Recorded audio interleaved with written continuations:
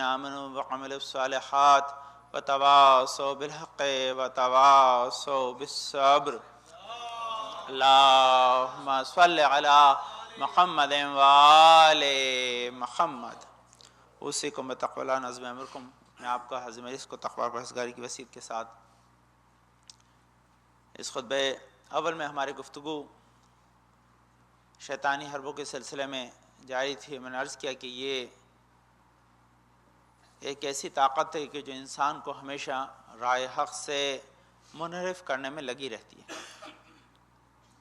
کیونکہ اس نے طے کیا ہے کہ وہ انسان کو راہ مستقیم پر چلنے نہیں دے گا، اور اس کے لیے وہ جو بھی طریقے اور ابزار استعمال کرے گا ان سے ہمیں آشنا ہونا ضروری ہے تاکہ ہم اس سے اپنے آپ کو بچا سکیں۔ انسان کے لیے جو چیز بھی مضر یا نقصان دہ ہوتی ہے، انسان اس سے بچنے کے لیے ہمیشہ اپنے آپ کو آمادہ کرتا ہے۔ اگر گرمی زیادہ ہے تو انسان اس سے بچنے کے لیے اپنے آپ کو مجہز کرے گا، سردی زیادہ ہے تو اپنے آپ کو بچنے کے لیے مجہز کرے گا، کیونکہ اس کو نقصان پہنچا سکتی ہے۔ تو جس کو خدا نے عدو مبین کہہ دیا ہو، اس سے بچنے کے لیے اگر انسان اپنے آپ کو آمادہ نہیں کرے گا تو اس کے پھر کامیاب ہونے کے امکانات نہیں بچیں گے۔ تو لازمی ہماری گفتگو اس سلسلے میں جاری تھی، اور یہ ایک مسلم حقیقت ہے، نہ صرف مسلمانوں کے سارے فرقے بلکہ کرسچن، یہودی، یہاں تک کہ ہندو بھی جو ہیں وہ اجنہ اور شیاطین کے قائل ہیں۔ یہ ایک، اور اس کو جو سیوطی نے اپنی کتاب میں لکھا، انہوں نے پوری کتابیں لکھی ہے، لیکن ان میں جو صرف ایک ہی شخص کا تذکرہ کیا انہوں نے اپنے پریفیس میں کہ جس نے انکار کیا ہے، وہ بانی علی گڑھ مسلم یونیورسٹی جو تھے، انہوں نے کسی بنا پر اس کا انکار کر دیا کہ اجنہ نہیں ہوتے، اور اس کی دلیل میں انہوں نے جو پیش کیا صرف ایک ہی سبب لکھا ہے کہ اس لیے نہیں ہوتے کیونکہ وہ نظر نہیں آتے۔ تو اس کا جواب فوراً دیا کہ اتنی ساری چیزیں ہیں دنیا میں جو نظر نہیں آتی، انسان اس کا قائل ہے۔ درد نظر نہیں آتا انسان کو، اس کے احساسات نظر نہیں آتے، الیکٹرسٹی نظر نہیں آتی، کتنی چیزیں ایسی جو نظر نہیں آتی۔ سب سے بڑی چیز ہے کہ اگر آپ جن کا انکار بعد میں کریں گے، ملک کا پہلے کرنا پڑے گا، وہ کب نظر آتا بھائی؟ تو اس کا مفہوم ہے کہ یہ کوئی دلیل عقلی نہیں ہے کہ جس کی وجہ سے وہ انسان اجنہ کا انکار، کہ شیطان اجنہ میں سے تھا، اور اس کی خصوصیت یہی تھی کہ اس نے اپنی عبادتوں کے ذریعے اس منزل تک۔ آج جو ہے وہ صرف عقیدہ شیطان آپ خدمت میں پیش کرنا، اس کے بعد پھر وہ جو چیزیں وہ، کیونکہ یہ گفتگو جب یہاں پہ آئی ہے تو میں چاہتا ہوں کہ اسے ایک منزل تک پہنچا دوں تاکہ ہم سب اس سے استفادہ کر سکیں۔ تو بہرحال وہ جو سر سید احمد خان سے جنہوں نے انکار کیا، تو ان کے انکار کو خارق سیوطی نے اس میں پریفیس میں جن لوگوں نے اس کو لکھا ہے، تو وہ کیونکہ بعد میں آیا سید احمد خان، یہ سیوطی اس سے پہلے کے، لیکن ان کے پریفیس میں کتاب لکھتے وقت انہوں نے اس کے اندر درج کیا تاکہ اس سے پتہ چل جائے کہ یہ ڈسکشن ہوا ہے، اس ڈسکشن کے پیچھے لاجک نہیں ہے یہ خاص۔ اس کے بعد کی منزل یہ کہ شیطان کے سلسلے، جہاں تک میں نے جو چیز عرض کی کہ 90 سے زیادہ مرتبہ آیا، انہوں نے جو سیوطی نے جو لکھا اس نے لکھا کہ 128 مرتبہ جن اور شیطان دونوں کا تذکرہ ہے۔ میں نے آپ کو 90 مرتبہ بتایا تھا وہ خالی شیاطین کا، لیکن جن اور شیطان مل کے 128 مرتبہ سے زیادہ خدا نے قرآن مجید میں اس تذکرے کو کیا ہے۔ یا معاشر الجن، یہ کہہ کے جو ہے انہوں نے علیہ السلام وما خلقت الجن والانس الا لیعبدون، یہ کہہ کے مختلف مقامات کے اوپر قرآن مجید نے۔ تو سب سے پہلا جواب ہے کہ جب قرآن اس حقیقت کو تسلیم کر رہا ہے تو کسی مسلمان کو اسے انکار کرنا ہی نہیں چاہیے۔ تو یہ دوسری دلیل پھر انہوں نے فوراً اس کے بعد علیہ السلام یہ دلیل انہوں نے اس کے اندر فوراً ہی دے دی، یہ دلیل موجود ہے۔ اب یہاں سے جو گفتگو کہ شیطان اصل میں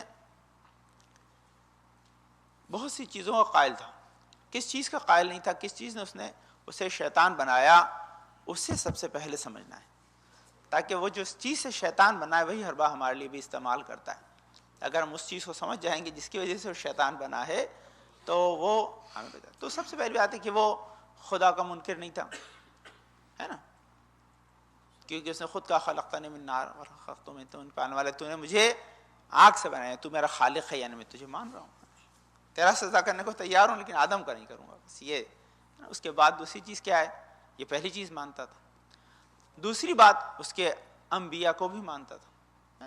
انبیاء کو کیسے مانتا تھا کہ اس نے کہا کہ میں سب کو بہکاؤں گا. صرف تیرے جو مخلص بندے ہیں ان کو. تو مخلص بندے کون ہیں؟ مخلص بندے خاص انبیاء اکرام ہیں کہ جن کو وہ نہیں بہکا پائے گا، اس کو خود اس نے تسلیم کیا، یعنی ان کی بھی نبوت کا ایک حد تک وہ قائل رہا. دوسری چیز ہے وہ قیامت کا بھی قائل تھا. کس بارے میں؟ کہا تھا مجھے قیامت تک کی مہلت دے دے، خدا نے وقت معلوم تک کی دی. تو توحید کا وہ قائل ہے، اس کے بعد نبوت کا وہ قائل ہے، قیامت کا وہ قائل ہے نا؟ لیکن اس کے باوجود وہ بچا نہیں ہے نا. اچھا اب یہاں پہ کیا وجہ تھی؟ کس وجہ سے کہ جب یہ سب چیزیں مان رہا ہو، توحید کو مان رہا خدا کی. اچھا میں یہاں یہ بھی کہہ سکتا ہوں کہ بھئی وہ عدالت کا بھی قائل تھا، اس معنی میں کہ اگر اس کو یہ پتا ہوتا کہ میری جو ہے وہ اتنی عبادتوں کا صلہ اللہ دے گا ہی نہیں تو مانگتا ہی نہیں. لیکن اس کا مانگنا ہی بتا رہا ہے کہ وہ جانتا تھا کہ اللہ کسی کے نیکیوں کو ضائع نہیں کرتا ہے.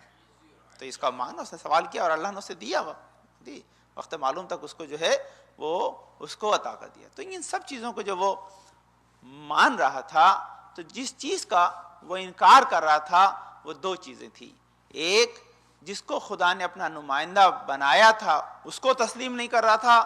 دوسری چیز یہ تھی کہ اس کے اندر جو تکبر آ گیا تھا کہ میں تجھے تو سجدہ کر سکتا ہوں، تیرے بنائے ہوئے کو سجدہ نہیں کر سکتا. میں تیرے جو ہے تکبر ایک ایسی شے آئی کہ جس نے اسے اتنے عبادت گزار بندے سے شیطان بنا دیا. تو جو سب سے پہلے وہ حربہ استعمال کرتا ہے اس کا نام ہی تکبر ہے. وہ ہمارے اندر یہی چیز لے کر آتا ہے کہ ہم، اچھا اگر آپ ابھی تو خیر وہ ڈال دیں سب ویب سائٹ پہ، آپ جا کے دیکھ سکتے ہیں. میں نے آپ اس کے شروع کے اندر آپ کو کہ یہ جب وہ تکبر اس طرح سے نہیں لاتا کہ وہ آپ کے سب سے پہلے چھوٹی چھوٹی چیزوں سے کہ آپ کے کمپیریزن ہماری زندگی کا ایک خاص جو ہے وہ حصہ ہے. اچھا وہ خدا نے ایک لطف و کرم ہم پہ کیا ہے کہ اگر ہم چیزوں کو کمپیئر اگر نہیں کر پائیں گے تو ہم بہتر کو چوز نہیں کر پائیں گے. تو کمپیریزن کرنا ایک طبعی فعل ہے، اس میں کوئی انکار نہیں ہے. لیکن اسی کمپیریزن میں جب ہم بہتر چیز کو چوز کرنے کے لیے استعمال کرتے ہیں تو وہیں پر اس کمپیریزن کو ہم غلط استعمال کرنے لگتے ہیں. وہ کب استعمال کرنے لگتے ہیں کہ ہم چیز کو کمپیئر کرتے کرتے اپنے کو کمپیئر کرتے ہیں. ہم اعمال کو، افعال کو کمپیئر کرتے کرتے اپنے آپ کو کمپیئر، جب اپنے آپ کو کمپیئر کرتے ہیں تو کمپیئر کرنے میں اس میں بھی کوئی اشکال نہیں ہے. لیکن کمپیئر کر کے کہاں ہوتا ہے کہ ہم کمپیریزن کے اندر جو ہے وہ مسٹیک کرتے ہیں کہ جن چیزوں کے اندر ہم جو ہیں وہ بڑے نہیں، اپنے آپ کو بڑا سمجھتے ہیں. اور کمپیریزن کے اندر ہم اپنی خوبیوں کو تو ذہن میں رکھتے ہیں، دوسروں کی خرابیوں کو ذہن میں رکھتے ہیں، لیکن اپنی خرابیوں کو بھول جاتے ہیں، دوسروں کی خوبیوں کو بھول جاتے ہیں. تو کمپیریزن خراب ہو گیا، غلط ہو گیا. یہ کمپیریزن جب ہم کرتے ہیں تو کمپیریزن یہ تھا کہ بھائی میں تو 6 فٹ کا ہوں، وہ آدمی 5 فٹ 5 انچ کا، تو بیٹھ دیں. یہ صحیح ہے. وہ آدمی کے پاس جو ہے وہ ڈگری جو ہے وہ بیچلر کی، میرے پاس ماسٹرز کی، اس ٹائم بیٹھ دیں. ٹھیک ہے. لیکن یہ اس کو پتہ نہیں کہ اس نے بیچلر کی ڈگری لے کر جو ہے وہ اتنا کام کیا ہے کہ آج اس کے پاس اتنا پیسہ ہے، سب کچھ ہے، میں ماسٹر کی ڈگری لے کے بھی سو رہا ہوں. تو اس کا مفہوم ہے کہ کمپیریزن میں آپ نے ڈگری دیکھی، اس کا رزلٹ نہیں دیکھا کہ رزلٹ کیا ہوا ہے نا. وہ آدمی 5.5 فٹ کا، اس کے بعد بھی ہر روز مجلس میں آیا، 6 فٹ کے بستر پہ سوتے رہتے ہو، فائدہ کیا بھائی. تو کمپیریزن میں جو ہے وہ آپ کی ہائٹ اور لینتھ نہیں دیکھی جا رہی ہے، دیکھنے میں کیا ہو رہا ہے کہ اس کا رزلٹ کیا ہے، آؤٹ کم کیا ہے. جب آؤٹ کم آپ کا پراپر ہے تو اس کا مطلب آپ کا کمپیریزن صحیح ہے. لازمی ہے اللہ اچھا. کمپیریزن کی بات کیا ہے، یہاں کمپیریزن بھی صحیح. پراؤڈ منزل کیا ہے کہ جب کمپیریزن آپ نے کیا کہ بھائی ٹھیک ہے میں 6 فٹ کا ہوں، میرے پاس ماسٹرز کی ڈگری ہے نا، اور اس کے بعد انسان دوسری اپنی خامیوں کو بھی اپنے سامنے رکھے. لیکن خاص جس میں اندر جو مین چیز ہے کہ انسان کب تکبر سے بچ جاتا ہے، جب دیکھے مجھ سے بڑا بھی کوئی ہے، مجھ سے بہتر بھی کوئی ہے، اور یہ جو صلاحیت ہے، یہ 6 فٹ کا قد میرے پاس جو ہے، یہ علم جو میرے پاس ہے، یہ میرا اپنا نہیں ہے، بلٹ ان نہیں آیا میرے پاس، کسی نے مجھے دیا ہے، جس نے دیا ہے کم سے کم وہ تو مجھ سے بڑا ہے. تو جب انسان تکبر ہوئے تو جب اپنے آپ کو سب سے بڑا سمجھے یا جتنے ہیں ان سے اپنے کو سپریٹو سمجھے، اسی وقت اس کے اندر یہ سب خرابیاں. اس کے بعد کیا آتا، پھر اس میں ٹربلنسی آتی، انسان جو ہے وہ دوسروں کی باتوں کو نہیں مانتا، اپنی بات کو منواتا. یہ سب چیزیں اس کے اندر پھر دھیرے دھیرے دھیرے ڈیولپ ہونے لگتی ہے. نتیجہ یہ ہوتا ہے کہ پھر وہ غلط راہ پہ نہیں ہوتا. اس کی دلیل بہت ہمارے استاد محسن خاتون نے آج ہی پڑھی، بڑی مطلب اسی ویک جو ان کا درس تھا اس میں پڑھا تھا. قبلہ بیٹھے یہاں پر لندن سے آئے, خدا ان کی انشاءاللہ توفیقات میں اضافہ کرے. علماء کا یہاں پر آنا اور خدمت کرنا ہمارے لیے بڑی رضا ہے یہاں پر ہمارے. تو اس میں چند چیزیں اس سلسلے میں انشاءاللہ, وہ ہمارے استاد ہیں, بہت سے لوگوں کے شاید اللہ جانتے ہیں, محسن قراتی ہمیں خود پڑھانے آتے تھے اور بڑی پیاری باتیں کرتے ہیں, وہ بہت پیاری لاجیکل باتیں کرتے ہیں. تو انہوں نے ہمارے بڑے صاحب جواہر محمد حسن صاحب جواہر جو ہیں, ان کی ایک بات کو انہوں نے نقل کیا اپنی ویب سائٹ پہ ابھی بھی اسی ویک کے درس پہ, کہ ایک دن صاحب جواہر جن کی کتاب پڑھے بغیر کوئی آدمی جو ہے وہ مجتہد نہیں بن سکتا, ان کی کتاب کو پڑھنا جواہر الکلام فی شرح الاسلام کو پڑھنا ہی پڑھنا پڑتا, بغیر اس کو پڑھے کوئی آدمی مجتہد بنتا ہی نہیں, تو وہ تو مسٹ ہے. تو ان کی ایک واقعہ کہ وہ اپنے درس دینے کے لیے جا رہے تھے, سنیے گا بہت امپورٹنٹ بات ہے, کہ وہ جب درس دینے کے لیے جا رہے تھے تو نکلے تو دروازے پہ گاؤں کا مانگنے والا ضرورت مند آدمی آ گیا, فقیر تو نہیں, مانگنے والا آ گیا, کہ مجھ سے کہا صاحب ظاہر کہ مجھے ضرورت ہے, میری مدد کرتے پیسے. وہ بھی جا ہی رہے تھے درس کے لیے, لازمی ہے, کتنے سارے لوگ وہاں پہ بیٹھ کر, امام خمینی ان کے شاگرد ہیں, اس کے بڑے بڑے علماء ان کے شاگرد ہیں, تو اتنے بڑے استاد. تو جاتے صاحب نکلنے لگے تو وہ آ گیا سامنے, آتے ہی اس نے مانگا, تو اس نے کہا میں جا رہا ہوں درس سے آ کے دیتا ہوں تمہیں, میں پڑھانے جا رہا ہوں, پڑھا کے آ کے تمہیں تمہاری ضرورت کی چیز دے دوں گا. یہ چلے گئے, جا کے جیسے ہی ممبر پر بیٹھے درس دینے کے لیے, اس آدمی کو سوال پوچھنا تھا. جب سوال پوچھنا تھا تو وہ گھوم کے سامنے آ گیا. اچھا جو دوسرے علماء حضرات بیٹھے وہاں تو سارے بڑے بڑے آیت اللہ حضرات بیٹھے, اس نے کہا کہ بھائی میں گاؤں سے آیا ہوں, آیا اپنی حاجت کو پورا کروانے کے لیے, ضرورت کی چیز کو لینے آیا تھا, لیکن میرے ذہن میں فقہی سوال آ گیا, صاحب جوار بیٹھے ہیں کیوں نہ میں ان سے پوچھ لوں. تو گھوم کے آ کے ان کے سامنے کھڑا ہو گیا, اور سامنے کھڑا ہو کر چاہتا ہے کہ اچھا وہاں پہ لازمی درس ہے تو سب لوگ, تو وہ یہ سمجھے کہ میں نے اس کو کہا ہے کہ میں آ کے دیتا ہوں, لیکن اس کو جلدی ہے, پھر مانگنے آ گیا. وہ یہ سمجھے کہ یہ ابھی میں اس کو کہہ کے آؤں گا میں جا کے دیتا ہوں, لیکن اس کو ذرا جلدی لگی ہوئی ہے, تو اس نے اتنا صبر نہیں کیا, یہ آ کے پھر میرے سامنے آ کے کھڑا ہو گیا, پھر مانگ رہا ہے.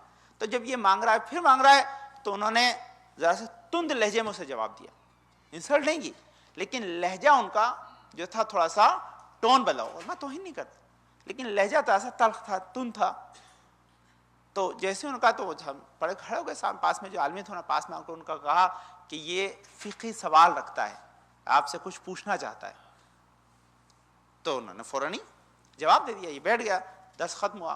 درس ختم ہو کے انہوں نے فوراً دیکھا کہ وہاں اچھا وہ بیٹھا رہا, اتفاق سے آیا تھا سے, اس کو موقع ملا کہ درس سے خارج ہو رہا, بیٹھے صاحب جواہر جیسا انسان دے رہا ہے, تو یہاں پہ بیٹھ کر دینے میں کیا ہے, درس سنتا. یہ فوراً اترے, صاحب جواہر کتنے بڑے آیت اللہ میں سے اترے, فوراً اس گاؤں کے انسان کو جو عام آدمی تھا, لوگ اسے پہچانتے بھی نہیں تھے, فوراً گئے, گلے لگایا, ہاتھوں کو چوما, اس کے ہاتھوں کو چوما, اور اس سے معذرت کھائی کہ میں یہ سمجھا تھا کہ تم مجھے پھر واپس یہاں پریشان کر, پھر مانگنے آ گئے, میں جب یہ وعدہ کر کے آیا تھا میں تمہیں آ کے دوں گا, میرے ذہن میں غلط خیال آیا, میں نے سوچا کہ شاید پھر تم مانگنے آئے ہو, اس لیے میرے لہجے میں تندی آ گئی, میں تم سے معذرت خواہوں. عزیزان گرامی, یہی چیز ہے کہ انسان کو تکبر اسی وقت آتا ہے جب اپنی غلطیوں کو کاؤنٹ کرنا بھول جاتا ہے, جب اپنی غلطیوں کو کاؤنٹ کر کے فوراً اس کے اوپر سوری کہنے کے لیے آمادہ ہو جاتا ہے, تو پھر شیطان اس کے اوپر حملہ آور نہیں ہوتا. یہ انسان کی طبیعت میں ہے کچھ چیزیں, لیکن طبیعت کی تندی کب ختم ہوتی ہے, جبکہ آدمی اگر سامنے دیکھے کہ یہاں پر مجھ سے غلطی ہو گئی, مسٹیک ہو گئی, تو فوراً ہی اس کا ازالہ کر لے, فوراً سوری کہہ دے, فوراً اس کے لیے جو ہے آدمی جو ہے اپنے آپ کو ہمبلنس کے نزدیک لے آئے, تو بس پھر اس کا تکبر سے دور ہو جائے گا.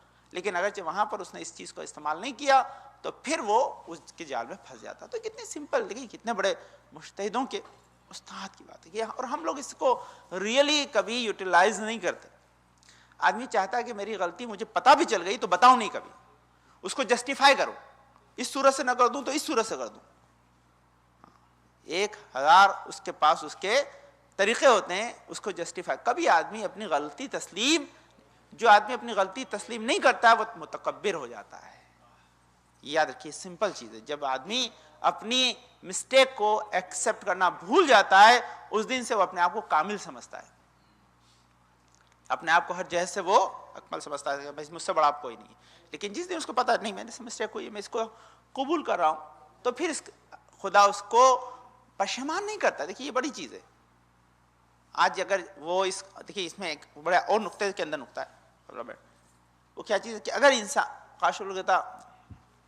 صاحب جواہر کی بات ہے تو جب انہوں نے جو عمل کیا یہ ہمبلنس کا، آج اسے تاریخ نے ریکارڈ کیا. جب تاریخ نے اسے ریکارڈ کیا تو اس کا نتیجہ کیا ہے کہ آج بھی ان کا تذکرہ خیر ہو رہا ہے. اگر وہ یہ نہ کرتے تو لازمی اس تذکرے کو آنا ہی نہیں ہوتا. آج اتنے سالوں کے بعد ان کا تذکرہ ہوتا ہی نہیں. اس کا مطلب خدا کسی کی خیر کو ضائع نہیں کرتا، بلکہ ایک نہیں تو دوسرے جہد سے دنیا تک پہنچا کر ان کے جو ہے اچھے جو ہے وہ کردار کو لوگوں کے سامنے پیش کر دیتا ہے. تو یہ اس کا مطلب ہے کہ اگر ہم سمجھتے ہیں کہ نہیں میری عزت اس میں ہے کہ میں اپنی غلطیوں کو چھپا جاؤں یا مجھ سے غلطی ہو گئی اس کے اوپر سوری نہ کہوں، تو یہ عمل جو ہے ان کا قابل داد و تحسین نہیں ہے. ہاں، اپنی غلطی کو مان کر اس وقت تسلیم کر لینا یہ سب سے بڑی انسان کے لیے شرف اور اس کی جو ہے ترقی کا سبب بنتا ہے. تو یہ خاص میں اگر شیطان اسی تکبر نہیں شیطان کو شیطان بنایا، اگر ہم اس کو ذرا سا انالائز کر لیں گے تو، اور یہ میں نے حدیث آپ نے پڑھی پورا تکبر میں نے کئی ہفتے پڑھا ہے، شاید اگر آپ کبھی مل جائے تو سنیے گا انشاءاللہ. وہ میری پوری کئی مہینوں کی جو ہے وہ گفتگو ہے آپ کے خدمت میں کہ وہ حدیثوں میں کہ اگر ذرا سا شمع برابر بھی تکبر کسی کے دل میں ہوگا تو خدا اسے جنت میں داخل نہیں ہونے دے گا. تو اس کا مفہوم ہے کہ یہ بڑی چیزیں، بڑی امپورٹنٹ چیزیں، اور یہ کتنا ہے کہ کیسے تکبر کا انسان اندازہ آئے کہ اس کا پہچاننا اتنا مشکل ہوتا ہے کہ سیاہ رات میں سیاہ پتھر کے اوپر ہے نا چیٹی اگر چل رہی ہے تو اس کو دیکھنا جتنا مشکل ہے اتنا اپنے اندر آئے ہوئے تکبر کو پہچاننا مشکل ہے. سیاہ چیٹی، سیاہ پتھر، سیاہ رات، 3 پردے پڑے ہوتے ہیں تب جا کے آدمی پہچاننا مشکل ہوتا ہے. اس لیے ہمارے بھی کئی سارے پردے ہمارے قلوب پڑے جو ہمارے اپنے جو ہے جو فرینسی کو اور خاص کر تکبر کو پہچاننے میں مشکل پیدا کرتے ہیں. خیر میں یہ عرض کر رہا تھا آپ خود میں کہ اس سے بچنے کے کئی سارے طریقے ہیں، شیطان سے بچنے کے. ناصر خان شاہزی نے بڑی پیاری بات کہی. میں انشاءاللہ بھی اس شیطان کے حربوں کو تو بھی جو میں نے اس دن شاید مکمل نہیں کیا، میں اپنے انشاءاللہ جا کے کل سن لوں گا اور بھی دیکھ کے آپ کو بتاتا ہوں کہ جو رسول اکرم سے اس کا مکالمہ تھا اس نے 11 چیزیں جو بتائی کہ آپ کی امت کے پاس جو 11 چیزیں ہیں یہ انہوں نے مجھے پریشان کیا، میری کمر توڑ رکھی. میں ان کو جتنا بہکاتا ہوں ان 11 چیزوں کی وجہ سے بچ جاتے ہیں. ایک کام کرتا ہوں ادھر بہکاتا ہوں، ایک چیز کرتے ہیں اس سے بچ جاتے ہیں. مجھے شاید ایک یا دو ہی آپ خود میں بیان کیے ہیں، باقی یہاں پر موجود ہیں. وہ انشاءاللہ عرض کرتا ہوں اگر وقت ہے تو آج، ورنہ انشاءاللہ نیکسٹ ویک شاید میں نہیں ہوں کیونکہ میری فلائٹ ہی لیٹ آئے گی، لیکن انشاءاللہ کوئی ہوگا تو یہاں پہ نماز پڑھائے گا. آپ انشاءاللہ آئیے گا ضرور. ایسا نہ ہو کہ آپ صرف مولانا حسین نواب کے لیے آئے، نماز جمعہ کے لیے آیا کریں. حسین ولی نواز صاحب رہیں نہ رہے لیکن نماز جمعہ رہنا چاہیے، یہ اہم چیز ہے. تو آپ اس کے لیے خیر تو لیکن کیوں فلائٹ اتفاق سے میں نے بھی چیک کیا وہ لیٹ ہے، لیکن یہاں پہ کوئی ہوگا ضرور کہ میں ہمارے کئی سارے اسٹوڈنٹس میں انشاءاللہ علماء میں کوشش کروں گا جو شہر میں پہلے ان سے درخواست کروں گا کہ وہ آئیں. اگر علماء میں سے کوئی نہیں ہے تو پھر انشاءاللہ ہم لوگ کچھ اس کا الٹرنیٹیو تلاش کریں گے نا. تو یہ انسان کیسے اپنے وقت کا استفادہ کرتا ہے، کیسے بچتا ہے، تو وہ شیطان کے حربوں کے علاوہ یہ خاص چیز ہے کہ جس کو جو ہے حضرت ناصر شام شاہزی نے مولا کائنات کے 110 کلمات کا اللہم صلی علی محمد وآل محمد 110 کلمات کا جو ہے وہ اس کی تفصیل بیان کی، اس کی اوپر ایک چھوٹی سی کتاب لکھی. وہ کتاب مجھے رات کو ملی اتفاق سے، تو وہ اس میں میں دیکھ رہا تھا کہ آثار مہم ذکر کہ انسان، میں نے عرض کیا جب انسان ہمیشہ ذکر الہی میں مشغول رہتا ہے، مناسب وقت میں مناسب باتیں کرتا ہے تو وہ اپنے آپ کو شیطانی حربوں سے بچا لیتا ہے، اور یہ ذکر اس کی ترقی کے اندر معاون و مددگار ہوتا ہے، اس کے جنت میں جانے کے اندر مددگار ہوتا ہے. تو یہ چیز ذکر کیا ہے، تو اس کے لیے یہ حدیث ہے جس کے اندر کہ اے کمیلو قل عند کل شدۃ لا حول ولا قوۃ الا باللہ العلی العظیم. مولا کائنات کمیل کو کہہ رہے ہیں کمیل جب بھی تم پہ شدت پڑے، مشکل کا وقت آئے، ہمیشہ لا حول ولا قوۃ الا باللہ العلی العظیم کہو، خدا تمہیں شدت سے نجات دے گا. وقل عند کل نعمت الحمدللہ، اور جب کبھی تمہیں کوئی نعمت ملے تو فوراً ہی الحمدللہ کہو. اس کے بعد کیا کہ کہتے ہیں منہا، تو خدا تمہاری جو ہے وہ نعمتوں کو بڑھا دے گا، ہے نا. وَإِذَا أَبْطَأَتِ الْأَرْزَاقُ عَلَيْكَ فَاسْتَغْفِرُ اللَّهَ يُوَسِّعُ عَلَيْكَ فِيهَا. یہ پوری جو ہے وہ حدیث ہے. تو اس میں کیا کہ جب کبھی تم سے اگر تمہارا رزق جو ہے تمہارا تنگ ہو جائے، تمہارے رزق میں کمی آنے لگے، تو اس وقت کثرت سے استغفر اللہ ربی واتوب الیہ پڑھو کیا ہے؟ جب تمہیں مشکل آئے تو لا حول ولا قوت الا باللہ العلی العظیم پڑھو. جب تمہیں نعمت ملے تو الحمدللہ کہو، خدا تمہاری نعمتوں کو بڑھائے گا، ہے نا. وَإِن شَكَرْتُمْ لَزِيدَنَّكُمْ، ہے نا. اور دوسری بات کیا ہے کہ رزق میں کمی کے لیے دوسرے اسباب بہت کم ہیں. سب سے پہلا سبب گناہ ہے. رزق کے جو ہے وہ کم ہونے کا جو سب سے بڑا سبب لکھا گیا ہے روایتوں میں وہ گناہ ہیں. اور استغفار جو ہے وہ گناہوں کے خفیف یا کم ہونے میں مددگار ہوتا ہے. جب گناہ معاف ہوں گے تو رزق اپنے آپ فراوان ہوگا. تو انسان اب یہ چیزیں کیا ہے، اگر آپ یہ چاروں ذکر کا آپ کو یاد آ گئے تو اس کا مفہوم کیا ہے. گزشتہ ہفتے جو ہماری بات ہوئی تو اس میں آپ کو بتایا تھا صلوات کے بارے میں. اللہم صلی علی محمد وآل محمد، کہ جب موقع ملا آپ صلوات پڑھتے ہیں کہ صلوات جو ہے وہ ایون بنیاد گناہوں کو ہلا دیتی ہے. رسول نے کہا جگہ تم اپنے گناہوں کو پے بیک نہ کر پاؤ، اس کو جو ہے کفارت نہ دے پاؤ تو مجھ پہ کثرت سے درود و سلام بھیجو، صلوات پڑھو. اللہم صلی علی محمد وآل محمد. اخلاص سے 3 بار بھیجا گیا. اس درود جو ہے وہ گناہوں کو مٹا دیتا ہے. کتنی ساری چیزیں آپ نے عرض کی تھی. اس کے بعد یہ آج ہے نا، یہ دوسری حدیث تھی کہ جس میں مختلف موقعوں پر ان اذکار سے، ان ذکروں سے انسان جو ہے وہ اپنے اوپر نعمتوں کے نزول کو کرا سکتا ہے، مستحق نعمات بن سکتا ہے اگر اس نے ان ذکر کو ہمیشہ اپنے مد نظر رکھا. انسان کی دیکھیے یہ بہت بڑی اہم چیز ہے، خاص کر کے بچوں کو آپ یہ تعلیم دیں. ہمارے ماں باپ نے ہمیں ایک طریقہ سکھایا تھا، ہے نا. وہ طریقہ جو تھا اس کے کئی سارے فائدے تھے. شاید اب جب ہم ذہن میں لاتے ہیں تو پتہ چلتا ہے انسان کی فطرت ہے کہ جب کبھی اس کی نارمل سچویشن سے وہ ہٹتا ہے نا، تو اس کے زبان سے جو چیز اس کی زبان پہ زیادہ جاری ہوتی وہی نکلتی ہے نا. یہ انسان کی فطرت کا تقاضا ہے. یا اس کو جب وہ سکھایا گیا اس وقت اس کو جس کو چاہتا ہے، جس سے مدد جو ہے اسے مل سکتی ہے اس کو پکارتا ہے. یہ اس کی فطرت میں ہے. تو فطرت میں کیا تھا، ہمیں یہ سکھایا گیا کہ جب ٹھوکر لگے تو یا علی کہو، ہے نا.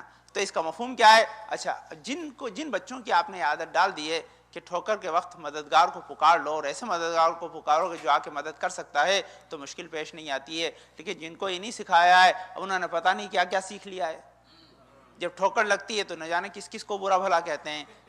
وہی بھول جاتے ہیں کہ برا بھلا کہنے والے سے یہاں فائدہ نہیں ہوگا، مددگار کو پکارنے والے سے فائدہ ہوگا. کھٹ سے ان کی زبان سے کوئی نہ کوئی نازیبہ کلمہ نکل جاتا ہے. تو ایک نازیبہ کلمہ نکلنے کا سبب یہی ہے کہ آپ نے اس کو کوئی زیبا بات، خوبصورت بات نہیں سکھائی ہے. اگر آپ خوبصورت بات سکھا دیں گے تو وہ بری بات کیوں زبان سے بولے گا؟ بری بات بولنے کا سبب ہی یہی ہے کہ اس کو اچھی بات کی تعلیم نہیں دی گئی ہے. تو یہ بہت ہے. تو یہ ذکر ان کو بتائیں کہ بھائی جب کبھی مشکل پڑے تو لا حول ولا قوت الا باللہ العلی العظیم کہیں. جب کبھی نعمت ملے تو فوراً الحمدللہ کہیں. فوراً الحمدللہ کہیں. اچھا اس میں بھی بڑے مسائل ہیں، وقت کم ہے بار لیکن کم. دیکھیے جب آدمی جو سب سے بڑی نعمت اسے ملتی ہے اسی کے وقت اگر الحمدللہ نہیں کہتا تو دوسری نعمتوں کے وقت کہنا تو بہت دور کی بات ہے نا. سب سے بڑی نعمت کیا؟ بہت پیاس لگ رہی ہے، ایک گلاس ٹھنڈا پانی پی لیا. آدمی پی کے اس وقت الحمدللہ نہیں کہہ پایا جبکہ شریعت نے عقیداً تاکید کی ہے اس کو کہنے کی، تو آدمی کیا کہے گا؟ کھانا کھا کے پیٹ بھر گیا، کہتا آج میٹھا نہیں ہے. ارے بھائی جو ملا ہے اس کا تو الحمدللہ وہ بھی آ جائے گا.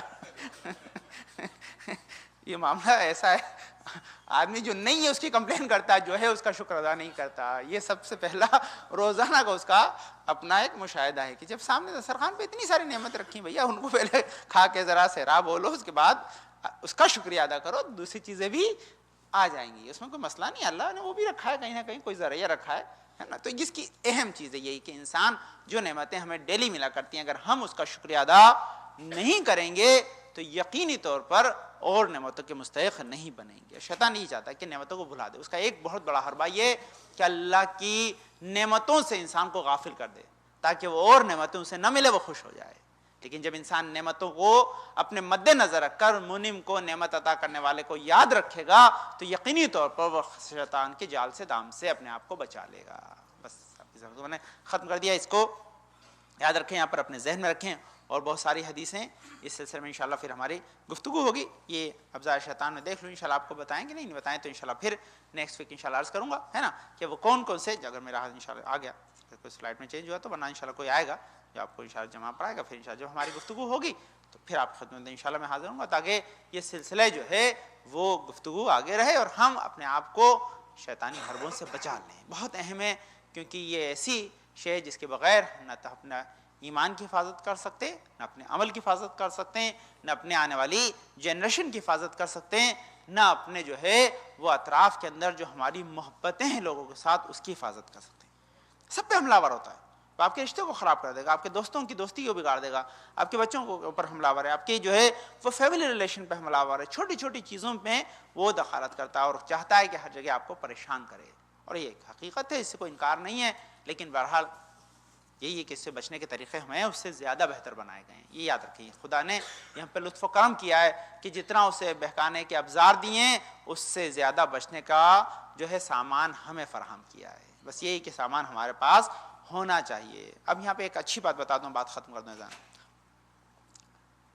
یہاں ہندوستان پاکستان میں تو نہیں ہے یہ مینٹلٹی, یہاں ہے ماشاءاللہ, اور یہ کبھی کبھی اچھی بھی ہوتی بری بھی ہوتی ہے, تو آپ خود انالائز کریں, میں تو اس میں کیا کہہ سکتا ہوں. ہمارا ہے نا ویدر ذرا سا ایسا ہو جائے کہ بھائی جو ہے ابھی 2 دن برف گرنے والی ہے نا, ابھی ویدر نے خالی بتایا ہے 50% چانس ہے, 60% چانس ہے, آدمی دوڑتا ہے.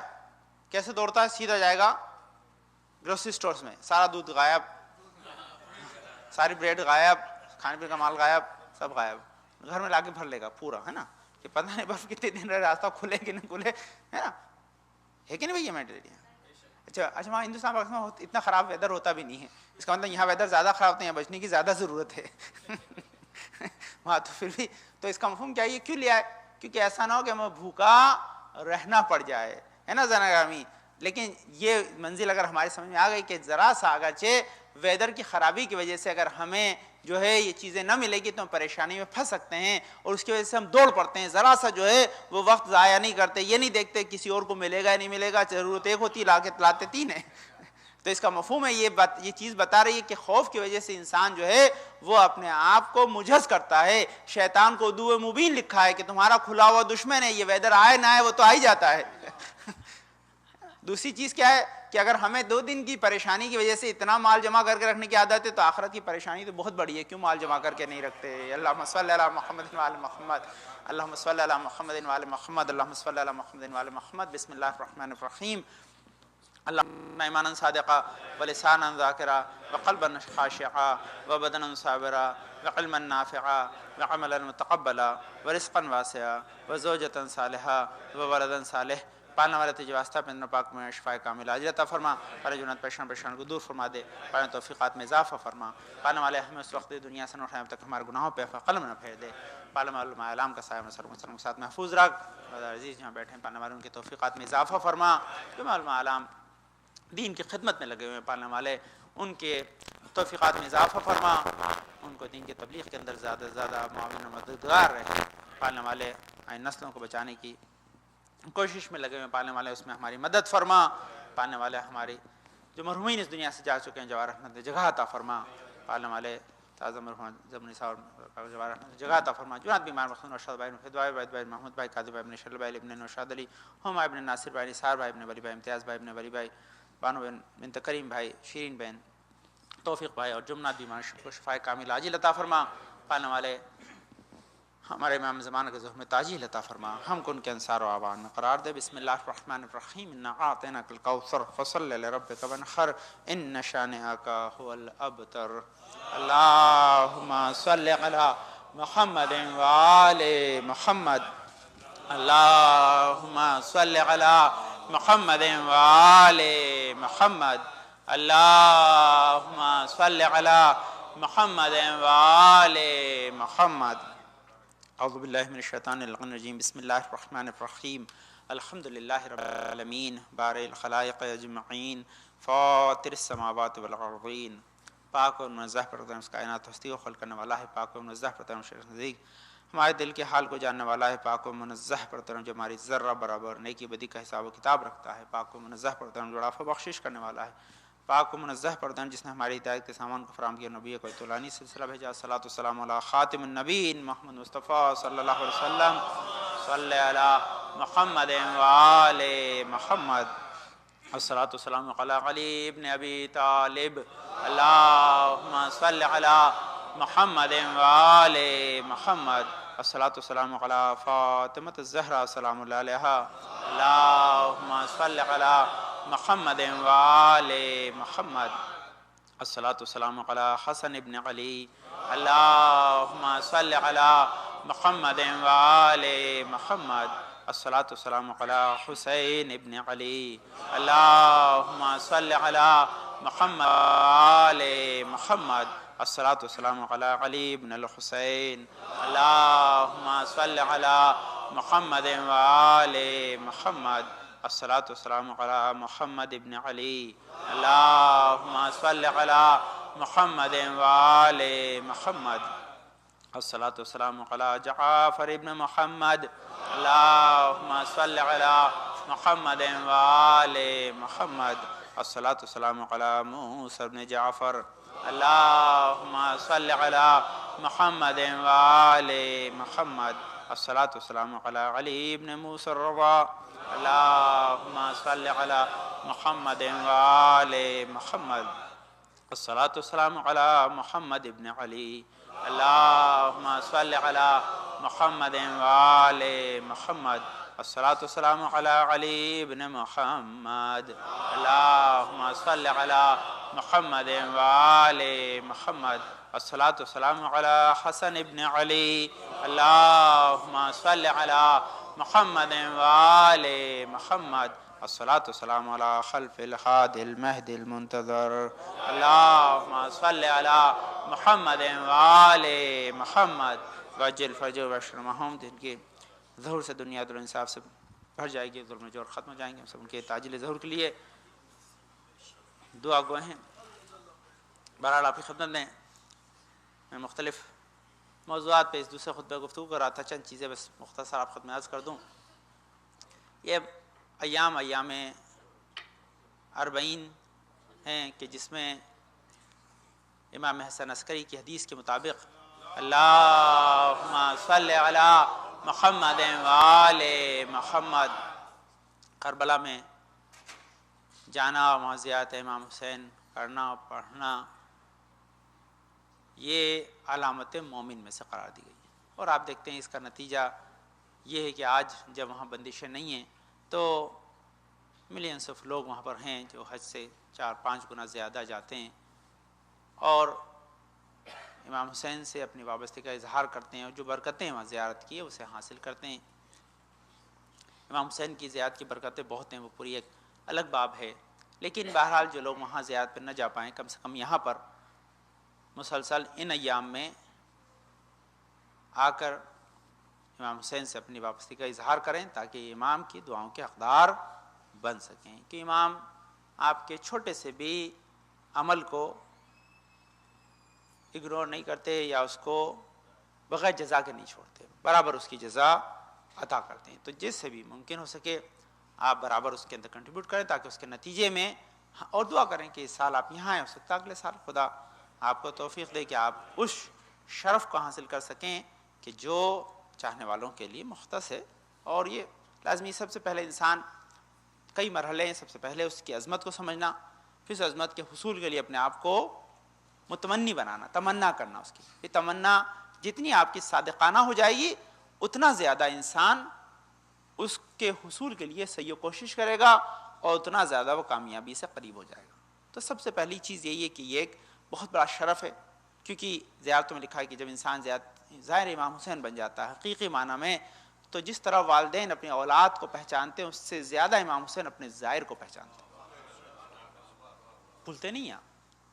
اور اس کے لیے کہا یہ زیارت میں کہ جو کوئی زیارت کو چلا جاتا ہے تو زیارت کو جا کر آ گیا تو آپ آ کے شاید آپ کے ذہن میں نہ رہے، کبھی کبھار ذہن میں آ جائے، لیکن کہتے ہیں کہ امام کہتے ہیں صرف جب وقت نزا ہوگا تو ہم نہیں، پورے اجداد تمہاری جو ہے وہ مدد کو وہاں پر آئیں گے۔ تو یہ کہ صرف قبر میں، اس کے بعد اس کے مرحلے بہت دور تک، پوری کامل زیارت پوری کتابیں پر رکھے، آپ خدمت اس میں سرچ کروں تو یہ بہت بڑا شرف ہے۔ لیکن یہ کہ دو اس کے اندر جو خاص پیغامات میں جو عنصر ہے اس کو اپنے ذہن میں رکھیں کہ جو گئے ان کے لیے دعا کریں، جو شرف ہے اس کو اپنے ذہن میں رکھ کر تمنا کریں کہ خدا پھر آپ کو اس کا موقع فراہم کرے تاکہ آپ یہاں جا سکیں، ہے نا، اور جو ہو کر آئیں اس کے شرف کو اپنے لیے باقی رکھیں، ہے نا، اس کے ذریعے تاکہ ہم اس عظمت سے سکیں، اور اگر ہم نہیں جا پائے تو کم سے کم یہ کوشش کریں کہ اس کے ذریعے ہم یہاں پر مومنین کے درمیان خدمت کر کر اس کا استفادہ کر سکیں، اس سے فائدہ اٹھا سکیں۔ یہ بہت اہم ہے، آپ کا یہاں آنا اور یہاں پر رہنا، اس کے اندر شامل ہونا، یہ بہت اہم چیز ہے، تاکہ اس کی وجہ سے ہم کم سے کم اس سے اپنے آپ کو قریب کر سکتے ہیں امام حسین سے، اگر ہم نے ان کے کسی بھی عمل میں اپنے آپ کو شامل کیا، کنٹریبیوٹ کیا، اور اس عزاداری یا پیغام امام حسین کی نشر میں معاون و مددگار ہوئے۔ یہ خاص اس کا ذہن میں اپنے بات رکھیے گا۔ پھر میں آپ کی خدمت عرض کر رہا ہوں، بہت سی چیزیں پہلی چیز سے واپس ریلیٹ کر دوں تاکہ آپ اس کو اپنے ذہن میں رکھیں، ہے نا، بہت اہم ہے۔ کمپیریزن برا نہیں ہے، لیکن کمپیریزن ہمیں جہتی ہونا چاہیے، یہ یاد رکھیں، ہے نا، اور کمپیریزن میں کبھی بھی غلط کمپیریزن کر کر اپنے آپ کو دوسروں سے بڑا نہ سمجھیں، کیونکہ ہو سکتا ہے کہ آپ نے جو کمپیریزن کیا ہے وہ آپ کا کمپیریزن آپ کے علم کے مطابق ہے، جس کے اوپر خدا جزا دے گا اس علم پہ مبنی نہیں ہے۔ میں مختصر عرض کر رہا ہوں، انشاءاللہ جب مجلس میں ہوگا تو اس واقعے کو دوسرے نکات کے ساتھ بیان کیا جاتا ہے، اس کے بیان کرنے کی جہت بالکل الگ ہے۔ میں اتفاق سے کلوے صاحب سامنے پڑھا تھا، ہمارے بھائی نے مجھے سنایا، پھر میں اوپر گیا اپنی لائبریری میں کتاب میں دیکھ رہا تھا، اتفاق سے وہی واقعہ نکلا، ہے نا، وہ کتاب میرے پاس اوپر رکھی تھی، اس میں داستانوں کی کتابیں، تو میں اسے پڑھا تو اس میں دونوں میں تھوڑا سا فرق ہے، بہرحال ان کا بیان کرنے کا جو مجلس میں جو بیان کرنے کا انداز ہوتا ہے تھوڑا سا ڈفرینٹ ہوتا ہے، لیکن جو کتابوں میں لکھا ہوتا ہے وہ تھوڑا سا ڈفرینٹ ہوتا ہے کہ اس کو ذرا سا ایلیبریٹ کر کے بیان کیا جاتا ہے نا، تو اس میں ایک منزل ہوتی ہے۔ خیر وہ کہتے ہیں کہ شخص جو تھا وہ حج پہ گیا، زیارت پہ جانے کا موضوع اسی سے ریلیٹ کر کے آپ کی زحمت کو میں ختم کر دوں، تو وہ حج پہ گیا، حج پہ جانے کے بعد وہ بالکل وہیں کعبہ کے اور اس کے درمیان کھڑا ہو کے وہاں پر دعا کر رہا تھا کہ پانے والے سب کے حج کو قبول کر لے، اور وہ سو گئے۔ تو جب سویا تو اس نے فرشتوں کو دیکھا کہ آپس میں محو گفتگو ہیں، اور کہ اس مرتبہ تو کسی کا بھی حج قبول نہیں ہے یہ جتنے آئے، لیکن اللہ نے ایک بندے کی وجہ سے جو حج پہ نہیں آیا ان پہ رحمت نازل کی ہے، قبول کر لیا ہے، انہوں نے قبول کر لیا، بس کیا اس میں جو میں نے رات بھر کہ ان کے اوپر رحمت نازل کی، یعنی ان کو اس کی جزا دے دی ہے اس معنی میں۔ تو اس نے کہا معاملہ عجیب ہے، جو حج پہ آیا ان کی وجہ سے ان کا حج قبول نہیں ہے، جو نہیں آیا اس کی وجہ سے قبول ہے، جو نہیں آیا ہے اس کی وجہ سے سب کے قبول ہے۔ تو اس نے کہا بھائی یہ تو جا کے معلوم کرنا پڑے گا کہ نہیں آیا اس کی وجہ سے قبول ہے، اور جو آیا اس کی وجہ سے قبول نہیں ہے، تو جا کے ملنا پڑے گا جو نہیں آیا وہ کون ہے۔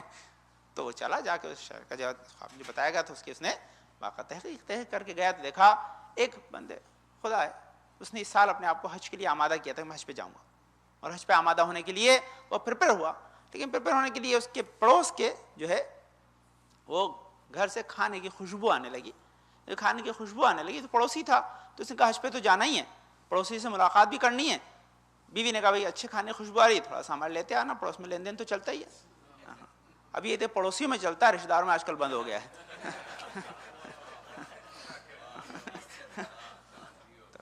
تو یہ بڑی اہم چیز ہے، تو اس نے فوراً دیا، تو کہا تھوڑا سا کھانا لیتا نا، یہ گیا، اس نے جا کے سلام علیکم کیا، تو اس نے تو اگنور کیا، اس کو اگنور کرنے کے بعد اس نے فوراً ہی کہا کہ بھائی تھوڑا سا کھانا ہمارے بیگم نے منگایا ہے، تو بولے نہیں یہ کھانا تمہیں دیا نہیں جا سکتا ہے، کھانا تمہارے لیے نہیں ہے۔ بولے کیوں نہیں ہے، ہمارا رشتہ خراب ہو گیا؟ نہیں رشتہ تو اچھا ہے لیکن کھانا تمہارے لیے حرام ہے۔ بولے عجیب بات، تم بھی مسلمان ہم بھی مسلمان، تمہارے لیے حلال ہمارے لیے حرام، یہ اس میں داستان ہے کہ سنانے کا انداز، لیکن اس میں لکھا وہ حرام اس لیے کہ میں 3 دن سے فاقے سے تھا، تو میں گیا یہاں پہ ایک مردہ جانور تھا، میں اس کا گوشت کر لایا ہوں، اپنے بچوں کو پکا کے کھلا رہا ہوں، تو 3 دن کی بھوک کے بعد یہ مردار مجھ پہ تو حلال ہے، تم تو حج پہ جا رہے ہو، تمہارے پاس تو پیسہ پڑا ہے، تمہارے لیے حرام ہے، تو اس لیے میں تمہیں نہیں دے سکتا۔ تو اس نے کہا بھائی تمہارے پاس ایک ایسی مصیبت آ گئی تھی، 3 دن سے تم بھوکے ہو، میں تمہارا پڑوسی نہیں باز۔ تو اس نے فوراً گیا، حج کا جو پیسہ تھا سارا اس کو دے دیا، بولے پیسہ تو لے اور اس سے تو اپنی اس مصیبت کو حل کر، میں حج پہ پھر اللہ دے گا تو چلا جاؤں گا۔ اس نے آ کے اس کو بتایا کہ دیکھو اللہ نے اس کی حج کو قبول کر لیا کہ اس نے انسانیت کو دیکھا تھا، حج کو نہیں دیکھا تھا۔ ہم عزیزان گرامی انسانیت کو بھول جاتے ہیں، باقی سب چیز کو دیکھ لیتے ہیں۔ اسلام میں حج عبادتیں اسی لیے کہ انسان بن جائے، انسان کے درد کو محسوس کرے. اس لیے دنیا میں کہیں بھی عبادت گاہوں میں عبادت کرنے والوں کو مار کے جنت نہیں ملتی، ان کی خدمت کر کے جنت ملتی ہے. یہ بہت اہم چیز ہے. دنیا اس کو الٹا ہی نشر کر دیا سر. تو یہ اہم چیز کہ انسان کسی انسان کے درد کو جب تک محسوس نہیں کرے گا اپنے انسان ہونے کو پروو نہیں کر سکتا ہے. حیوان چیٹی آپ سے زیادہ بتا دیتی تھی غذا کہاں رکھی. ہم چیٹی سے گئے ہوئے تھوڑی ہے. ایک جگہ ایک چیٹی پہنچتی خالی اس کو پتا ہوتا کہاں ہے. سب کو بتاتی رسک یہاں جاؤ جاؤ لو لاؤ. بندہ کہتا چھپا لو اسی میں آرٹ ہے. ٹھیک ہے تم یہ چھپاؤ گے اللہ نہ جانے کتنا چھپا دے گا. اس کو پتا ہے، وہ زیادہ سمجھتا ہے. تو اس کا مطلب یہ ہے ہمیں، تو اس کا مطلب اگر ہم نہیں جا پائے ہیں زیارت امام حسین کے لیے تو کم سے کم یہاں خدمت کریں، زیارت پہ نہ جا کر یہاں عبادت کرنے والوں کی، عزاداری میں آنے والوں کی. تو کسی بھی عزادار کا دل آزاری نہ کریں، اس کو دل نہ دکھائیں، پلس ان کی مدد کریں تاکہ اس کی وجہ سے ہم امام حسین کو خوش کر سکیں. دیکھیے یاد رکھیں، بس یہ آخری بات ہے، جب تک آپ عزادار کو خوش نہیں کریں گے امام حسین خوش نہیں ہوں گے. یہ سمپل چیز. آپ کا اگر کوئی آدمی آئے آپ اس کی انسلٹ کر دیں، ہے نا، کوئی آپ نے کوئی پروگرام رکھا، آپ کو کوئی آدمی آئے اس کی انسلٹ کر دو، آپ مجھ سے ناراض ہو جائیں گے. تو ہمارا آدمی ہمارے سے ریلیشن کتنا ہے امام حسین سے، امام حسین کے چاہنے والے ریلیشن بہت بڑا ہے. تو ان کی ریسپیکٹ کریں، ان کو خیال رکھیں. ایون وہ یہاں آتے ہیں جو بھی کرتے ہیں لازمی ہم ان کو ہمیشہ یہ خیال دیتے ہیں کہ ڈسپلن میں رہیں، خدمت کریں، ہمیشہ کام کریں. لیکن ہو سکتا ہے انسان کے ساتھ کا بعض اوقات حالات الگ ہوتے ہیں، تو کبھی بھی اس کی انسلٹ کریں. یہ بہت اہم چیز ہے، کیونکہ یہ ہمارے پاس اہم ہم کو درس دیے گئے ہیں تاکہ ہم اس کے ذریعے امام حسین کو خوش کر سکیں. ہم امام حسین کو خوش کریں. میں اس کو اپنے انداز میں پڑھتا ہوں، دونوں انداز الگ الگ ہیں. ایک مرتبہ آپ اسی کو ڈانٹ دیں بھائی یہ پلیٹ اٹھاؤ، ایک مرتبہ آپ اٹھا کے ڈال دیں. بچہ ہے تو اس کو کہیں کہ اس کی تربیت کرنی، اس لیے کہہ سکتے ہیں کہ بھائی اس کو اٹھاؤ ڈالو تاکہ آئندہ وہ خیال رکھے، آپ کو زیادہ زحمت نہ کرے، آپ ہوں یا نہ ہو، یہ تربیت کی وجہ سے. لیکن اگر کوئی بڑا نہیں کر رہا ہے آپ اٹھا کے ڈال دیں. ہو سکتا ہے کہ وہ آپ کو آزما رہا ہو، اور ہو سکتا ہے کہ خدا نے اس کو یہ شرف نہ دیا ہو، آپ کے لیے لکھا ہو سکتا ہے آپ کے لیے لکھا ہو کہ آپ کو وہ دینا چاہتا ہو کہ اس کے اندر یہ شرف، تو ہو سکتا ہے اس کے اندر کئی ساری چیزیں. آپ جب اس کام کریں تو اس کا جزا بہت اہمیت ہے. تربیت کا ایک ماحول ہے اس کے ساتھ، اس لیے خاص یاد کریں. میں نے ایک جملہ کہا تھا، اس کو پھر یاد رکھیں، بہت اہم ہے. اللہ نے انسان کو محبت کرنے کے لیے بنایا ہے اور چیزوں کو استعمال کے لیے بنایا ہے. الٹا ہو جاتا ہے تب جب چیزوں سے محبت کرتے ہیں انسان کو استعمال کرتے ہیں. تو ایسا کبھی نہ کریں، چیزوں کو کبھی محبت نہ کریں. یہ چیزیں استعمال کرنے کے لیے آج ہیں کل نہیں ہے، لیکن انسان محبت کے لیے. تو محبت کو دیکھیے یاد رکھیے، دونوں چیزوں میں بڑا فرق ہے. ڈسپلن اپنی جگہ، کسی کو کہنا اس کو صحیح بنانا اپنی جگہ، لیکن انسلٹ نہیں. یاد رکھیے یہ کہیں پہ شریعت نے کہیں بھی اس کی گنجائش نہیں ہے، شریعت نے کہیں پہ اس کا پرمیشن نہیں دی. ان دونوں کے بیچ میں بڑا ایک فرق، وہیں شیطان آتا ہے، وہیں پہ بہکاتا ہے کہ بھائی ٹھیک ہے اس چیز کو ایسے ٹویسٹ کر دو، اور وہیں پہ معاملہ خراب ہو جاتا ہے. تاکہ اس کی وجہ سے ہم زیادہ سے زیادہ اپنے پیغامات کو نشر کر سکیں، اپنی بات کو پہنچا سکیں، سب کی عزت و احترام ہو، تاکہ ہم اس کاروان حق کو لے کر آگے بڑھ سکیں. اللہم صلی علی محمد وعلی محمد، اللہم صلی علی محمد وعلی محمد، اللہم صلی علی محمد وعلی محمد. اللہم ارزقنا ایمانا صادقا ولسانا ذاکرا وقلبا خاشعا وبدنا صابرا وعلما نافعا وعملا متقبلا ورزقا واسعا وزوجة صالحا وولدا صالح. پالنے والے تجھے واسطہ ہے اپنے پاک میں شفا کامل عاجل عطا فرما. پالنے جنات پریشان کو دور فرما دے. پالنے توفیقات میں اضافہ فرما. پالنے والے ہمارے بزرگ سایہ ہمارے صلی اللہ علیہ وسلم کے ساتھ محفوظ رکھ. پالنے والے ہمیں اس وقت دنیا سے نہ اٹھانا جب تک ہمارے گناہوں پہ قلم نہ پھیر دے. پالنے والے حاضر مجلس کے نیک حاجات مراد قبول فرما. پالنے جنات اس عزاداری کے فروغ میں لگے ہوئے ہیں ان کے بازوؤں کو قوی فرما دے. ان کے توفیقات میں اضافہ فرما. ان کو صحت و سلامتی کے ساتھ رکھ. ان کو طول عمر بابرکت عطا فرما. ان کی نسل میں ہمیشہ شرف کو جاری و ساری رکھ. پالنے والے جنات کسی بھی پریشانی میں مبتلا پریشان کو دور فرما دے. پالنے والے جہاں کہیں بھی مومنات عزاداری کی خدمت میں لگے ہوئے ہیں، پالنے والے ان کی تمام پریشانیوں کو دور فرما دے. پالنے جنات زیارت امام حسین کے لیے گئے، ان کے جان و مال و آبرو کی حفاظت فرما. وہ خراف سے اپنے وطن کو پلٹیں. ہم سب کی امام حسین کی زیارت کا شرف عطا فرما، پانے والے ہمارے امام زمانہ کے ظہور میں تعجیل عطا فرما، ہم کو ان کے انصار و اعوان میں قرار دے۔ بسم اللہ الرحمن الرحیم، انا اعطیناک الکوثر فصل لربک وانحر ان شانئک هو الابتر۔ اللہم صل علی محمد وآل محمد۔ بسم اللہ الرحمن الرحیم، اللہ اکبر اللہ اکبر، اشہد ان لا الہ الا اللہ، اشہد ان لا الہ الا اللہ، اشہد ان محمد رسول اللہ صلی اللہ علیہ وسلم، اشہد ان محمد رسول اللہ صلی اللہ علیہ وسلم، اشہد ان امیر المؤمنین و امام المتقین قلیم ولی اللہ و وزیر رسول اللہ و خلیفتہ بلا فصل، اشہد ان قلیا حجۃ اللہ۔ حی علی الصلاۃ، حی علی الصلاۃ، حی علی الفلاح، حی علی الفلاح، حی علی خیر العمل، حی علی خیر العمل، قد قامت الصلاۃ، قد قامت الصلاۃ۔ اللہ اکبر اللہ اکبر، لا الہ الا اللہ۔